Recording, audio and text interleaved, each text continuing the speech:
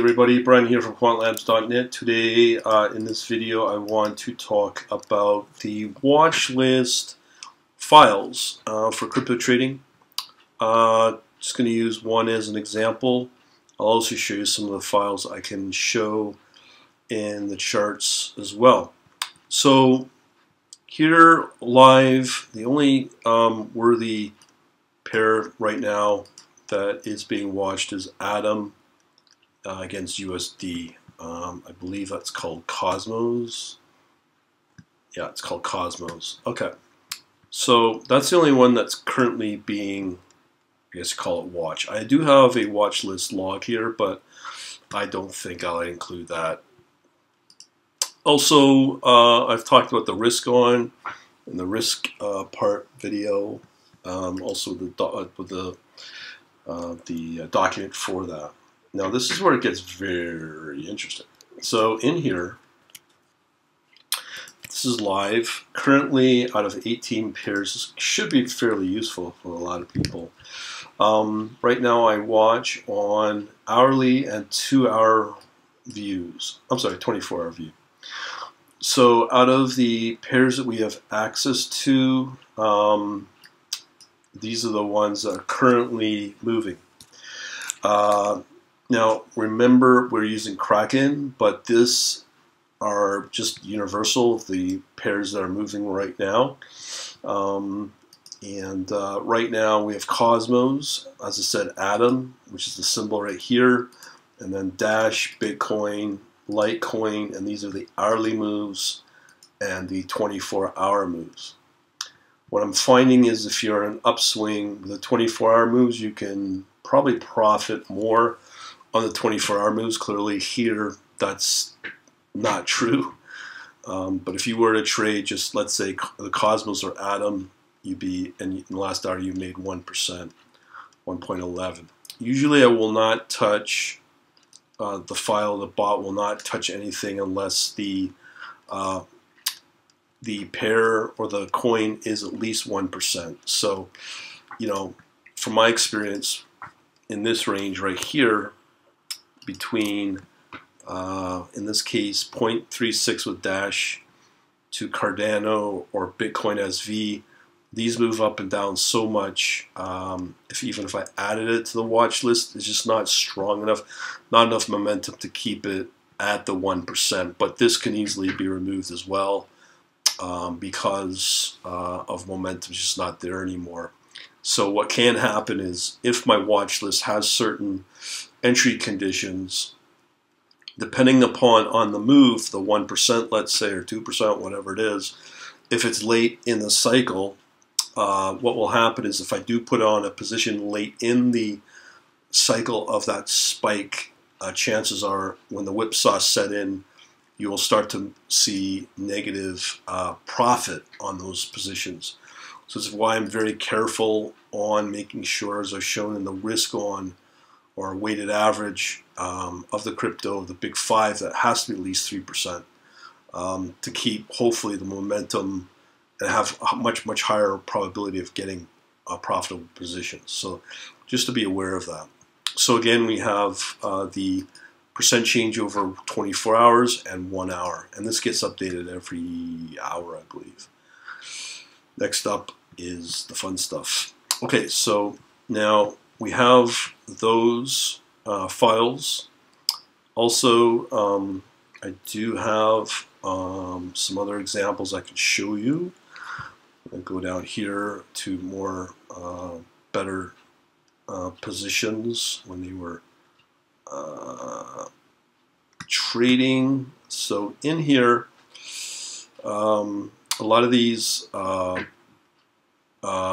charts you see here are part of the Word document. So you're not really, you're not missing out on anything there. So it's all in the Word document reports. These are just past generated charts. Okay, so this is what I was showing right here. So there's 3 phases we go through on the charts. So let me just see if we can pull up a better one. Okay, let's work with, so this has happened on May 30th.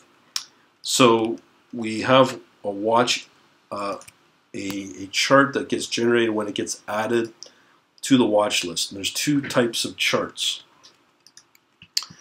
I've talked about this numerous times. Hopefully you've been watching enough about Fibonacci levels as well as the moving average charts as well. So what we're talking about here is usually these two charts are hourly data for 2 days.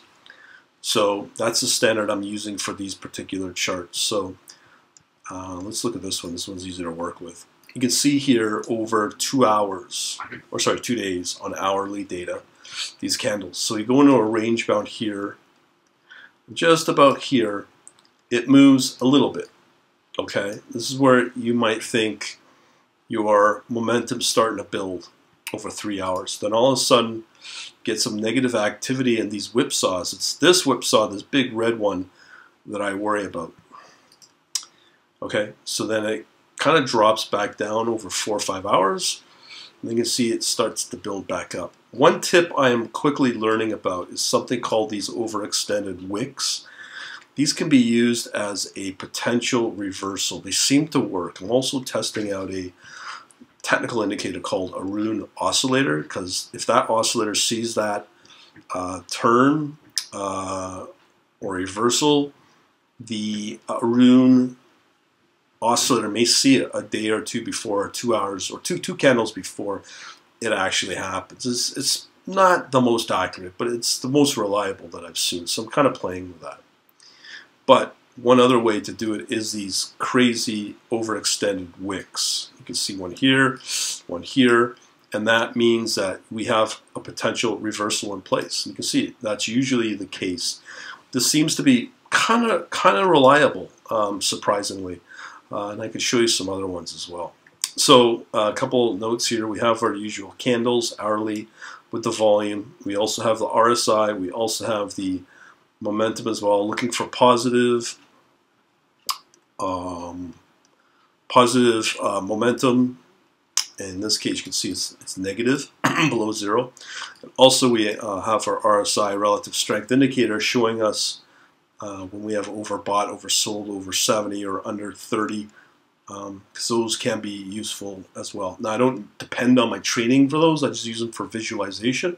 But where I do depend on for timing is here in the Fibonacci levels.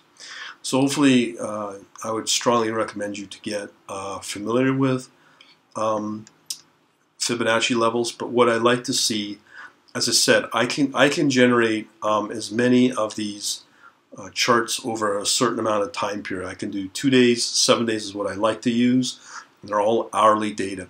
I could extend it all the way out to 2 weeks, a month, however long I want with the hourly data, as long as there's enough hourly data to provide me what I need to see. What I do look for, especially on an intraday level, is using the level 500 in the Fibonacci as a level of support. In this case here, we have this time period where the price action did stay higher than the support level of 500 right here, but this is usually the very predictable patterns that I see. Right here, I use 618 level as an entry. Okay, this is only decent for momentum-based strategies or bots, but it's very hard to predict. But I'm getting closer to it by looking at the bid, looking at the ask, looking at in the world of Forex. It's not as clean, but it still works in the world of Forex as well, where you look at the again, the Fibonacci levels, same time periods. It's a little more choppy, but it can work. I'm not saying, but here it does work somewhat. So what we're looking for is first as I said, the solid. Are we above the level 500? And like I said, in this period here we are. Okay, you can see that price action is higher than the level 500, so we can use that as support. Typically, what will happen is your entry will take place right here at the 618, and I put up on my Facebook group. 618 is that magical number for all in nature. Don't ask me why. No different than trading. That's your entry. Sometimes, and most of the time, it will hit the 786 level. So you can profit right here, okay? Right at the 786 between here and here, okay? Chances are. But here's problems. This is a good example here of XMR or Monero. So we have an entry here, doesn't quite get there, and what do? Do you put a stop loss here and get out of the trade? You can do that. And then also you have a scenario like here where you can have your entry and it just doesn't go anywhere and then it drops back down. So you have to have that as well. But that, again, when you combine it with a bid and ask, you can use that as confirmation for market direction. Now, a lot of the times if the volume is on your side, because a lot of people will talk about, as in here, your volume, is it green or is it red? What direction is the volume going? That's the key. So in here, what we have is we have our entry, so we have enough volume to drive it up at least to the 786 level, which is awesome. Usually if there's enough volume, what will happen, it will add to the next leg of level 1. And that's it. So you're using here your 618 as the classic entry, 786 as your first leg of profit. You get out, and if you have enough market direction from your bid and ask, you put on a new position and let it ride up here. So this is where it gets very interesting. If you had the capability to short in crypto, you could do it, but we don't have, so we can only do a long. So usually what will happen, this happens a lot in Bitcoin, for a couple of hours, a couple of days, it will oscillate between the 1 and the 786 level. A lot of the time, historically, it just does that. People may not see this, but you're leaving money on the table. In this case, what we have here is we have one touch at the 100. So you close at your position. Once it comes here, put on potentially a new position and let it ride up again. Now, if I was to show you the world of Forex, you would see that. And right in here, you would have 1, 2, 3 opportunities on average to make about 1% in each move on the short, on the long, to oscillate between the 786 and the level 100. See it a lot. Usually I never see it go below above the 100 level. So that's something else you need to be aware of. So now you have an understanding of these Fibonacci and moving average charts. As I said, there's 3 phases I have. I have the watch phase. Let me just go down here. Usually a lot of times I'll just hit the watch phase, and after that what will happen is it will then not get beyond an entry. And sometimes it will, sometimes it won't. So in this case we'll look at XRP, or maybe, let's see another better example. Yeah, let's look at, is there a Bitcoin entry? No Bitcoin entry here.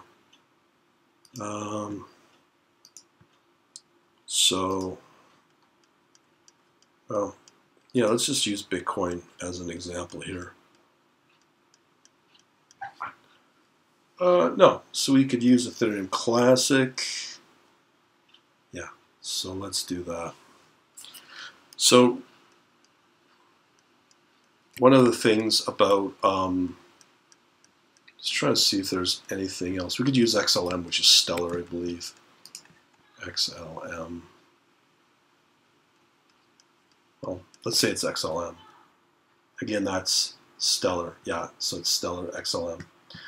Okay, so using Stellar as your entry right here. This is your entry, and that's for the moving average. So here, hopefully we'll be able to see some interesting things here. So a little tight, but we can still work with it. So you can see here in this range right here, we go into a range-bound price action. So we have the corresponding right along here in the Fibonacci. So again, this is 2-day, 1-hour data over 2 days. So we have here the entry at 618, as I said, we have our 786, and then we also have now our 1. In this case, we did not see it oscillate between, as I said, the 786 and the 1. But check this out. we have our entry right here, and then we could have our exit right here at 786. But we see that the price is starting to move up to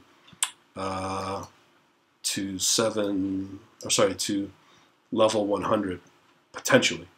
So let's see the corresponding, and here you can see it in the charts as well, in the momentum. Here the momentum's been driven up, RSI's been hit at the level 70, which clearly means that this will come off, because usually, as you can see, it does not last long. When the RSI hits 70, it might last, I don't know how many hours, that might be 3-4 hours, and then you'll get this big drop. That's usually the pattern. Here it happened again, but you're not getting the big red signals, and again you get the big drop. So that can happen. That's algorithmic based most likely. So everyone's doing the same thing that we are as well. So trying to, oh, I'm sorry, we're looking at XMR again, Monero, not Stellar. So that's okay. I'm just looking at the patterns. So now we're going to look at the corresponding entries and exits. One thing you can look at here is the times. Usually it moves so fast, these entries and exits. So we had an entry at 9:35, and then we had the exit 1 minute later. So sometimes if it's too noisy, we can have those periods where it will get out. So let's see what happened here. Now again, I'm just focusing on the charts. I do have profit loss reports and whatnot of positions, so I'll be showing that in other videos. Okay. So here we are on hopefully the corresponding entry exit. So as I said, what has happened is, looks like it did work. So we most likely had a profitable position here. As I said here, what I did expect did happen, not as long. Now it could have extended out on the RSI over 70, but chances are, why bother? Because you're not going to usually make a lot more money. Once you see that exit condition, just get out, and that's what it does, and it will just exit as fast as possible and take profit. Okay, because the longer you sit here, the higher likelihood you will not profit.